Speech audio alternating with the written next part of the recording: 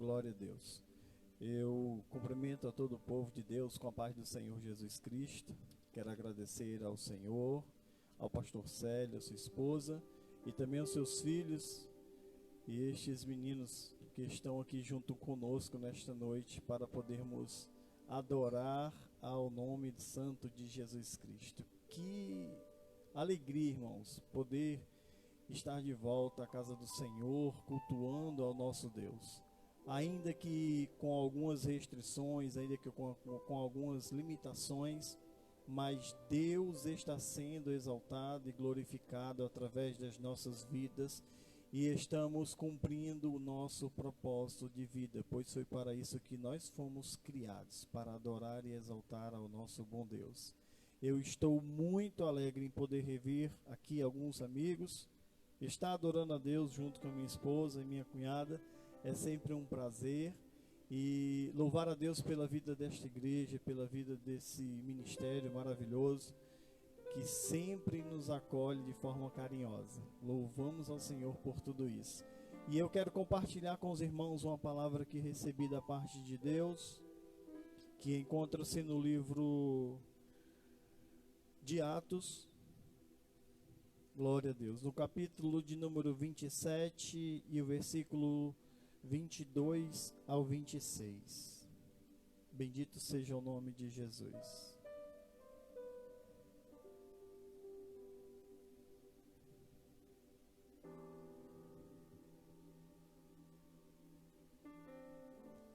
Oh glória.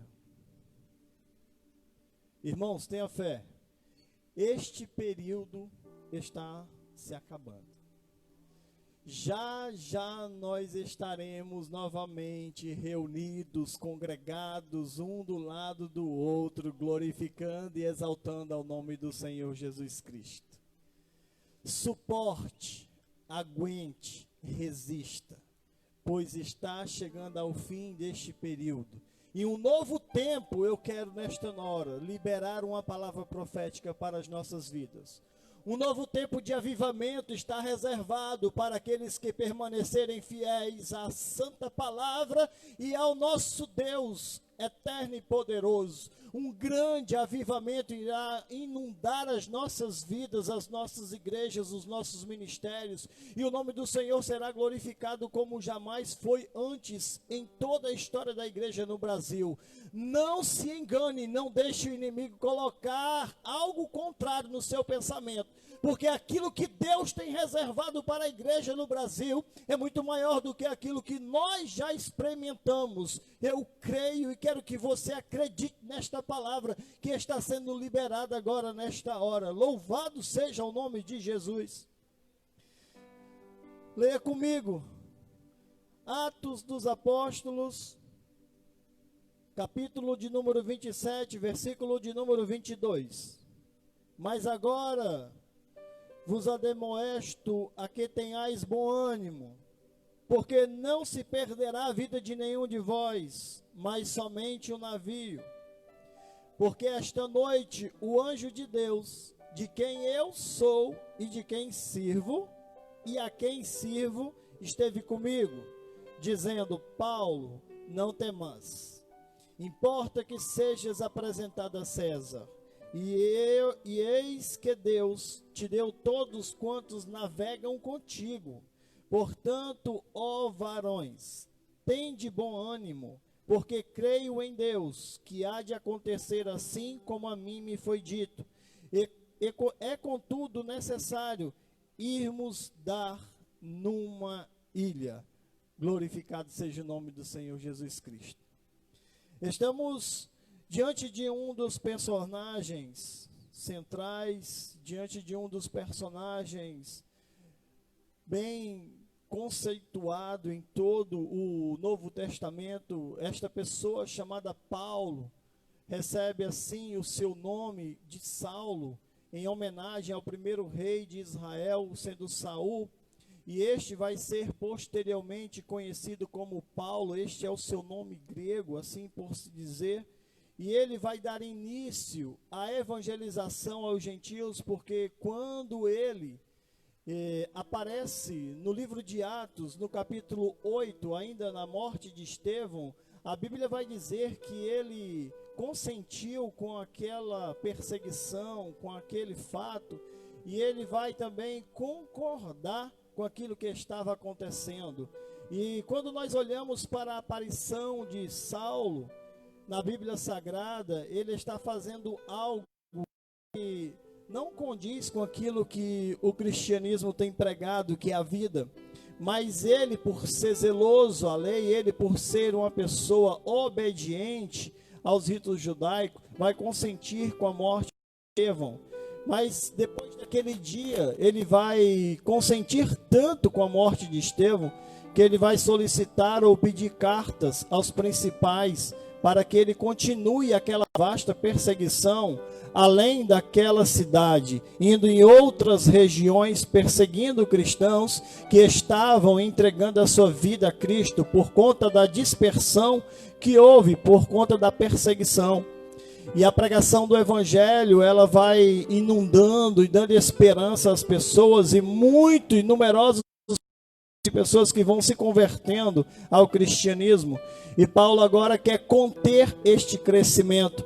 E a Bíblia diz que quando ele recebe cartas e autorização dos principais para perseguirem os cristãos, ele vai de Damasco, e há um certo tempo de viagem, uma glória, irmãos, subitamente cerca aquele.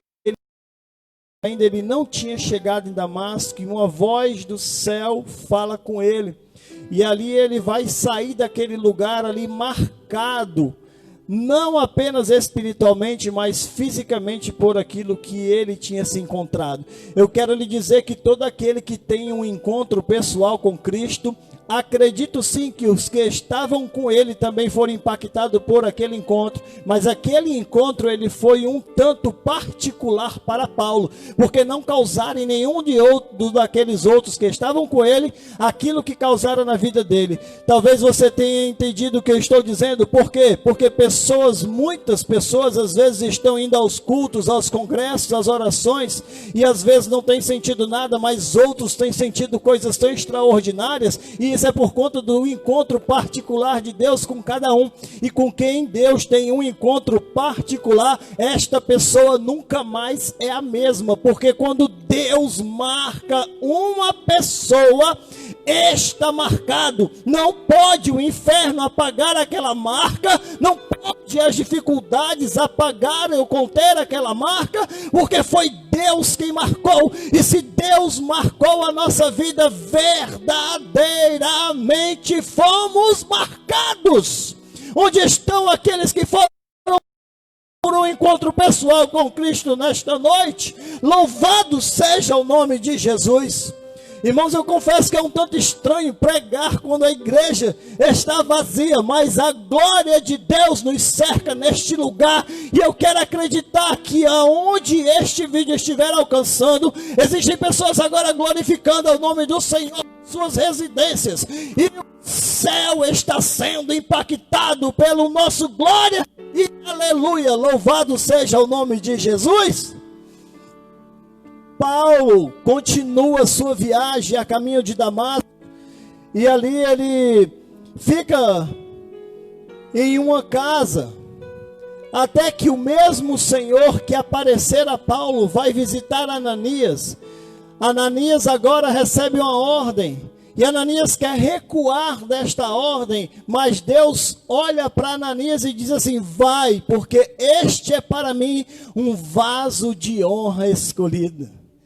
Eu estou aqui nesta noite com o meu coração tão alegre, falando para pessoas escolhidas da parte de Deus, porque Deus reservou esta palavra para escolhidos, vasos de honra e não de desonra, vasos de proveito e não vasos inutilizados. Eu estou aqui porque Deus me concedeu esta oportunidade, porque Ele ouviu a tua oração. Louvado seja o nome de Jesus.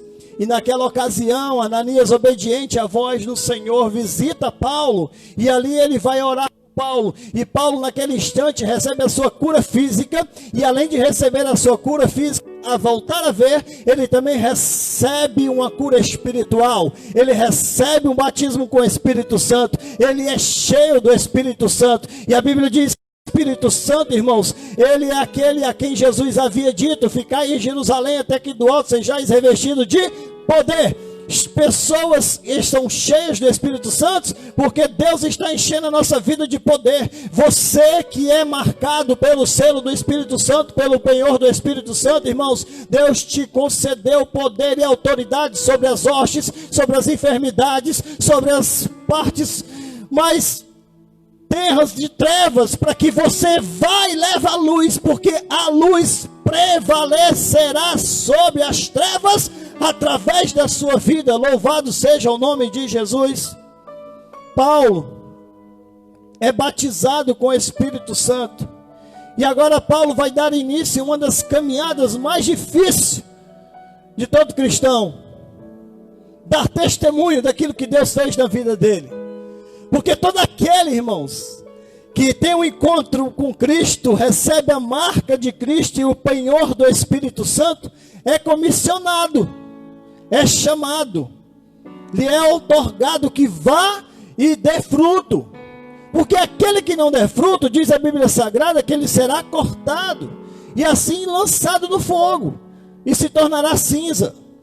Mas aquele a quem chamou, aquele a quem marcou e aquele a quem ele batizou com o Espírito Santo, lhe dando poder, este que dará frutos, este permanece fazendo a vontade de Deus. Quem tem chamado não mais faz o que quer, mas faz aquilo que Deus está mandando ele fazer.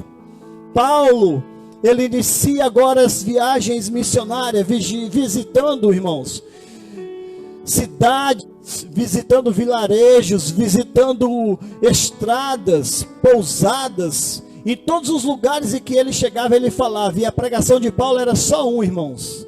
Eu acho tão interessante que hoje, se o pregador ele não tiver um domínio sobre a Bíblia Sagrada, que é coisa muito difícil, se ele não pregar coisas diferentes, há quem não goste. Mas Paulo só pregava uma coisa: olha, Jesus Cristo é o Filho de Deus, mataram ele e ele ressuscitou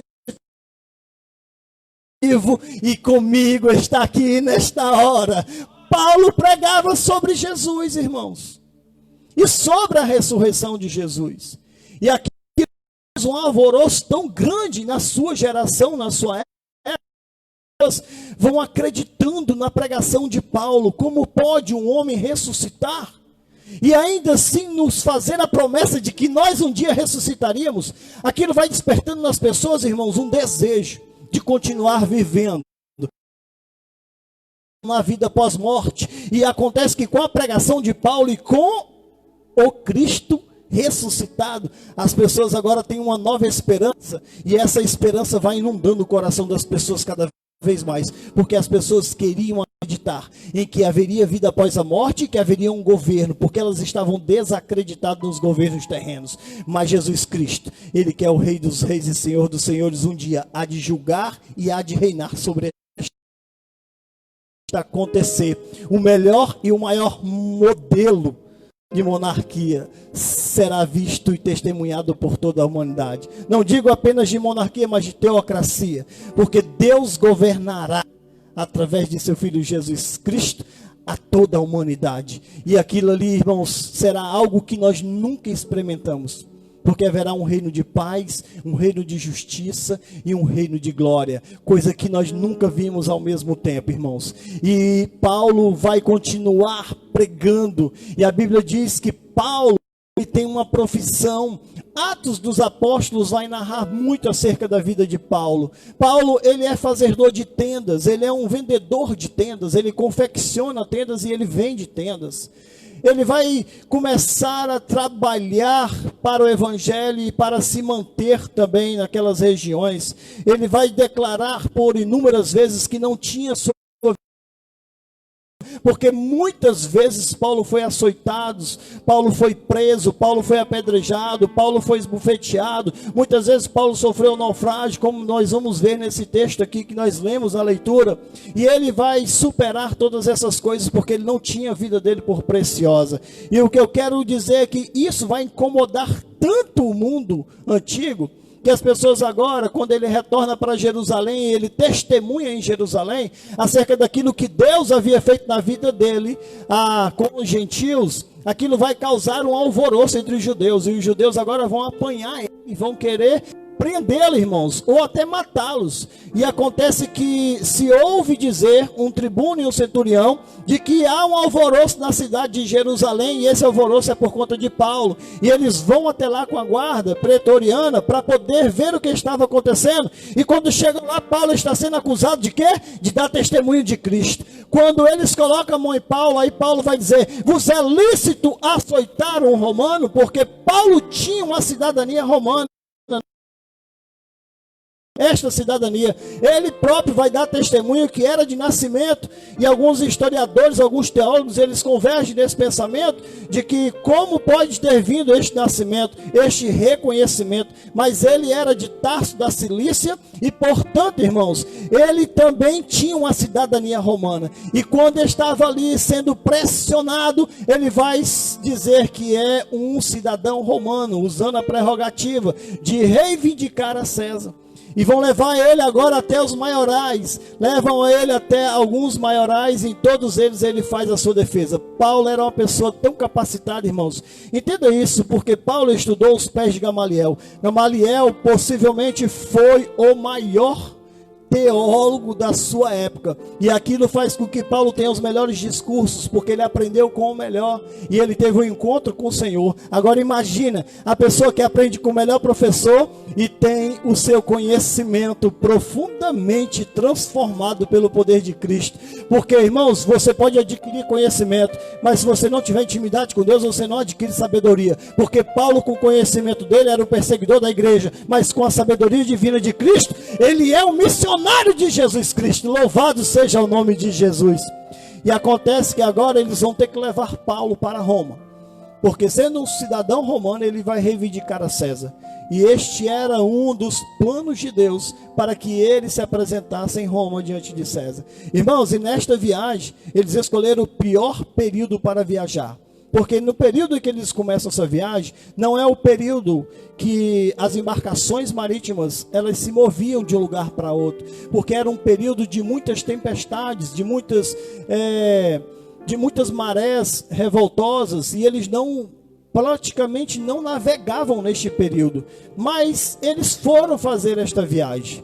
E Paulo desde o princípio sabia que não era bom viajar naquele período. Paulo tinha um certo conhecimento de navegação, uma certa experiência, não de própria, mas teórica, e ele sabia que ninguém costumava viajar naquela época, mas ainda assim decidem fazer aquela viagem. E quando eles estão naquela viagem já há algum tempo, irmãos, uma viagem trabalhosa, um período, irmãos, tão ruim para aqueles homens, porque não havia sol, não havia vento a favor, não havia maré para poder ajudar aqueles homens, mas ainda assim eles estão indo para Roma, seguindo para Roma. É um período, irmãos, que podemos chamar de um período nebuloso, um período de trevas para aqueles homens. Parece que a nuvem do mal estava sobre aquela embarcação, e parece também que tudo aquilo era por conta da vida de Paulo. Eu vim lhe dizer que desde o princípio há uma nuvem do mal, irmãos, contra a criação de Deus, que somos eu e você. Mas eu vim lhe dizer que mesmo que esta nuvem, que tenha se levantado neste período agora que nós estamos vivendo, para tentar tirar a nossa vida, para tentar acabar com a nossa espiritualidade, ela não prosperará, porque aquilo que Deus começou, Ele é fiel para cumprir nas nossas vidas. Eu e você podemos estar fracos agora, eu e você podemos não estar do jeito que nós queríamos estar agora, mas eu creio e acredito que nós chegaremos aonde Deus reservou um lugar para nós chegarmos. Louvado seja o nome de Jesus. E acontece, irmãos, que eles estão agora sem ver o sol há muitos dias. O vento muito contrário e uma tempestade muito grande se formou e já começa a cair sobre aquela embarcação. Todos estão atônitos e aterrorizados, porque tamanha dificuldade está acontecendo num momento só. Aí Paulo se coloca entre eles e diz: homens, tem bom ânimo. Um anjo da parte de Deus me apareceu, e ele me disse que nenhum de vocês vão morrer, ninguém vai se perder. Eu vim dizer aqui nesta noite, esta aqui é o cerne da palavra, aquilo que Deus reservou ao meu coração, por tua vida, por tua causa. Eu vim dizer a esta igreja nesta hora, que o período de trevas, ele pode não ter acabado, mas você não vai perder mais nada. Existem algumas coisas na embarcação e da nossa vida, irmãos, que eles vão começar a jogar fora, no intuito de quê? De deixar a embarcação mais leve. Para quê? Para que eles não pudessem morrer, para que o barco não pudesse se perder. Mas Paulo vai dizer: vamos jogar fora? Vamos fazer isso? Vamos. Mas chegará um momento que até o barco vai se perder, mas nós não iremos morrer. Louvado seja o nome de Jesus. Ei, eu recebo uma palavra da parte de Deus. Ainda que você tenha recebido uma notificação, porque você não tem conseguido arcar com as despesas, você não tem conseguido pagar a sua casa, e estão dizendo que vão tomar a tua casa, Deus me manda te dizer: você, ao invés de receber uma notificação de perder a sua casa, você vai receber uma outra notificação, mas é de negociação, porque Deus entrou nesta hora na tua vida e está dizendo: não vão tirar, porque mais nada do que você perdeu, você vai perder, porque agora Deus vai começar a restituir aquilo que nos foi tirado até este momento. Louvado seja o nome de Jesus. Eles perderam bagagens necessárias, outras até não, porque no período de crise, muitas vezes a gente está tão tomado pela crise que a gente não se importa com muita coisa. A gente só quer uma coisa: eu só quero ficar vivo. Eu só quero continuar vivo. Eu não quero morrer. E este período que nós estamos vivendo agora, irmãos, fez muitas pessoas a pensar naquilo que nós tínhamos, que estava sobrando, e a ter medo daquilo, de perder aquilo que nós tínhamos, que nós precisamos. Mas eu vim lhe dizer: você que perdeu aquilo que não precisava, e você que está perdendo aquilo que acha essencial, você não vai perder mais nada. Deus já te fez uma promessa: nenhum daqueles que Ele te confiou vai se perder. Mas agora Deus está te fazendo uma outra promessa, e a promessa é: você não vai perder mais nada. Pessoas que se desfizeram de seus bens, pessoas que foram afetadas profissionalmente, financeiramente, pessoas outras que estão sendo afetadas, meus irmãos, na mente, pessoalmente, não estão tendo mais condição de raciocinarem lucidamente, por conta do pânico, do pavor. Deus tem de bom ânimo, acalma o teu coração, pois nenhum daqueles a quem Deus te constituiu e te confiou irá se perder, porque a partir de agora, um novo tempo entra na tua e na minha vida. Um tempo de perda? Não, mas um tempo de ganho. Nós vamos começar a ganhar, porque este período vai passar, porque este período está cessando, assim diz o Senhor. Nós não iremos perder mais nada, mas agora nós começaremos a ganhar. Louvado seja o nome de Jesus. E acontece, irmãos, que a tempestade é tão grande, que alguns dos que estavam na embarcação desconfiam que eles estão em uma parte rasa. E eles começam agora a temer, bater em algum rochedo, em alguma coisa. E alguns querem até pular do barco. Mas aí Paulo chega e diz: se pularem, eu não tenho como proteger. Porque promessa que foi feita a mim, foi feita àqueles que estão comigo. Ei, se algum da tua família quiser pular do barco agora, você vai dizer não, porque Deus me abençoou, e a bênção que Deus me deu, ela é sobre a sua vida, se você ficar no barco. Portanto, não saia de perto daqueles a quem Deus te confiou, porque eles são abençoados por Deus, e Deus está garantindo a vida deles. Louvado seja o nome de Jesus. E acontece, irmãos, que aqueles homens esperam um momento em que Paulo banquete, e quando Paulo decide servir um banquete, todos se lançam ao mar. Eles estão indo para uma ilha. Eles estão indo para uma ilha. Mas a embarcação, irmãos, ela vai ser tomada pela tempestade. Ainda que a embarcação da nossa vida seja tomada pela tempestade, ainda que eu e você guardar tudo aquilo que o Senhor nos deu, mas uma coisa eu te digo: você não será atingido, porque Deus, Ele está te guardando. E naquela ilha, eles receberam conforto, eles receberam ajuda, e naquela ilha, Deus guardou a vida deles. Te prepare, igreja do Senhor, porque um tempo novo está chegando, preparado para mim e para você. E nesta ilha, irmãos, é uma ilha como que comparada a um oásis, em que nós chegaremos feridos, chegaremos cansados, chegaremos quase mortos, contudo chegaremos vivos, e ali o Senhor restaurará a nossa vida, ali o Senhor renovará as nossas forças, ali o Senhor devolverá em dobro tudo aquilo que foi tomado de nós. Portanto, recebam esta palavra em nome de Jesus. Eu agradeço a minha oportunidade, e que Deus em Cristo possa continuar abençoando poderosamente a vida dos nossos irmãos aqui. Eu quero orar por